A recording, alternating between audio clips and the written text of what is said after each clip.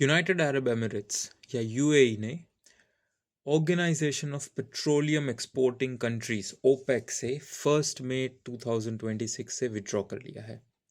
वो अब से आगे इस ऑर्गेनाइजेशन के मेंबर नहीं रहेंगे।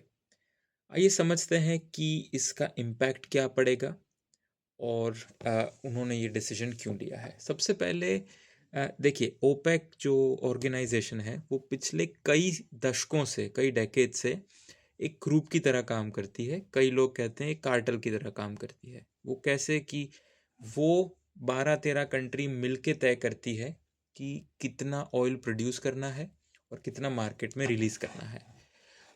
ये इसके लिए होता है क्योंकि अगर सारी की सारी कंट्री अपना मैक्सिमम प्रोडक्शन ऑयल का करके मार्केट में ऑयल को अवेलेबल करा देगी, तो क्या होगा कि डिमांड से ज़्यादा सप्लाई अवेलेबल हो जाएगी और ऑयल की जो प्राइसेस है वो गिर जाएगी।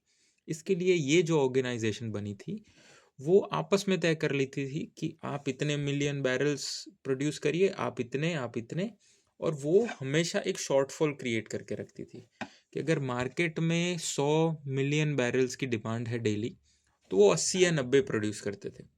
तो उससे क्या होता था कि पेट्रोल की प्राइसेस, ऑयल की प्राइसेस, क्रूड की प्राइसेस हमेशा हाई रहती थी, आर्टिफिशियली हाई। काफ़ी सारे कंट्रीज इससे परेशान थे। इवन यूएस के जो अभी के प्रेसिडेंट है डोनाल्ड ट्रंप, उन्होंने भी इसको एक ब्लैकमेलिंग कहा था कुछ साल पहले। यूएई ने इससे एग्जिट लेने का जो फैसला किया है उससे क्या होगा, अभी के जो कोटा है उसके अंदर यूएई दिन का around 3 million 30 lakh litre barrels crude produce कर सकता था। उनको इतना ही अलाउड था। उनकी कैपेसिटी है वो 4 मिलियन है, 40 लाख। और अभी जो उन्होंने इंफ्रास्ट्रक्चर बनाया है उससे वो अगले 1 से 1.5 साल में इस कैपेसिटी को 5 मिलियन तक, 50 lakh barrels per day produce कर सकते थे। पर उनके पास कोटा नहीं था। इससे एवरी सिंगल डे यूएई को $100 मिलियन का नुकसान होता था और ये लोग इनसे काफ़ी परेशान थे। बट बिकॉज ये जो पूरा जीसीसी है, ये पूरा जो ओपेक का ग्रुप है, वो लोग एक बहुत ही क्लोज कोऑर्डिनेशन करते थे और एक अंडरस्टैंडिंग थी कि ये जो सारे सारे जो ऑयल प्रोड्यूसिंग नेशंस हैं, मिडल ईस्ट के नेशन हैं, तो कतार, सऊदी अरेबिया, बहरीन, ओमान, ये सब कंट्रीज का एक अंडरस्टैंडिंग था कि हम एक दूसरे से बना के रखेंगे और जो यूएस है हमको प्रोटेक्ट करेगा और हम लोग किसी कन्फ्लिक्ट में नहीं जाएंगे, हम लोग किसी युद्ध नहीं लड़ेंगे और हम लोग अपना पैसा बनाएंगे। अभी पिछले 6 महीने में हमने देखा है कि एक तो ये जो रिफ्ट है सऊदी अरेबिया और यूएई के बीच में वो बढ़ गई है। दूसरी बात, जो प्रोमिसेस थे कि ये जो एरिया पूरा रहेगा मिडल ईस्ट का, उस पे ना कभी कोई वॉर चलेगी, उसको कभी ना टारगेट किया जाएगा, वो टूट गया। आपने देखा कुछ महीनों पहले, कुछ 1-1.5 महीने पहले जब युद्ध शुरू हुआ था ईरान के साथ, तो बहुत सारी मिसाइल्स थी, ड्रोन्स थे, उन्होंने दुबई को भी टारगेट किया। जो यूएई है वो एमिरेट्स है, उसमें अबू धाबी आता है, दुबई आता है, रसल खमने आता है, शारजा आता है, तो उसको भी टारगेट किया गया। और वो उसको ऑलरेडी नुकसान तो $100 मिलियन का एवरीडे हो रहा था। दूसरी ये बात यहाँ पे कारण ये है कि दुबई का जो मेन पैसा है वो आता था टूरिज्म से।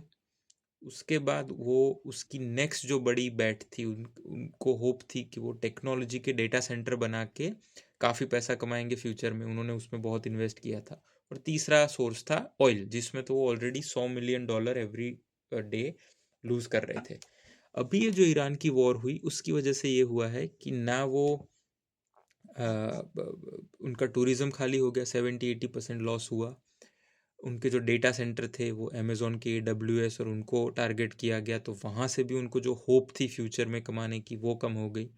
तो अब उन्होंने तय किया कि भाई बस हो गया, अभी हम नुकसान क्रूड से, जो हमारी एक सेफ बेट है, उससे हम नुकसान नहीं लेंगे। हम लोग जाके जितना हो सके हमारी कैपेसिटी है प्रोड्यूस करेंगे, मार्केट में डाल देंगे, प्राइस कम हो तो कम हो, हम तो हमारा पूरा कमाएंगे। तो ये एक रिफ्ट जो सऊदी अरेबिया और यूएई के बीच में है उसको और वाइडन हो चुकी है। इसका फ़ायदा होगा मेनली ऐसी कंट्रीज़ को कि जिनको एनर्जी की ज़रूरत है। चाइना, जापान, साउथ कोरिया और इंडिया। आपने देखा होगा पिछले कुछ महीनों में इंडिया ने यूएई के साथ बहुत ही क्लोज पार्टनरशिप्स अनाउंस की है। यूएई के जो सुल्तान थे, जो किंग थे, वो इंडिया भी आए थे 2 महीने पहले, सिर्फ एक दिन की ट्रिप में, सीक्रेट विजिट थी। जस्ट 2 दिन पहले हमारे जो national security adviser Ajit Doval थे, वो यूएई में थे। 2 वीक पहले जो जयशंकर साहब थे, भारत के फॉरेन मिनिस्टर, वो भी वहाँ पे गए थे। तो इंडिया प्लस जो चाइना, जापान जैसी इकोनॉमीज़ हैं, उनको बहुत अच्छा पड़ेगा कि एक तो जितना ज़्यादा मार्केट में ऑयल रहेगा, प्राइसेस कम होंगी, और जो सप्लाईज हैं वो स्टेडी रहेंगे। ऐसा नहीं होगा कि सिर्फ 2 कंट्रीज 3 कंट्रीज डोमिनेट कर रही है प्रोडक्शन मार्केट, और अगर कुछ हो जाता है तो ऑप्शन नहीं रहते। तो ये एक अच्छी बात होगी। अभी देखते हैं आगे ओपेक का फ्यूचर क्या है, क्योंकि हमने देखा है बहरेन, सॉरी, आई थिंक कतार पहले ही इससे निकल चुका है, कुछ साल पहले इक्वाडोर निकल चुका है, अब ये यूएई निकला है। तो अब देखते हैं आगे क्या प्ले है।